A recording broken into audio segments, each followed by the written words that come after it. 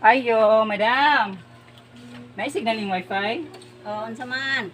Pabila sa sing kubi kapoy maguli oy kanang pabila ako baka magtanaw ko katong Facebook katong trendy. Ha? Pabila ako bi. May lukag 5. Oo. Okay naman nagtindahan ang imong kuanan, bayluhan. Pero ang kaning wifi di man na pwede nga magmaylo ka og 5.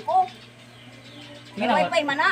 sige na good madam kay ako orang ikuan kanang tanaw lang ko ba kay busy kay magkuan ba to kanang nay mag-video call sa ako. Sige na di pabilo ako. Unsa man ning kuhano? Di ba maghabo na ka karong sunod sunod semana di ba manghatag man ka sa mga customer.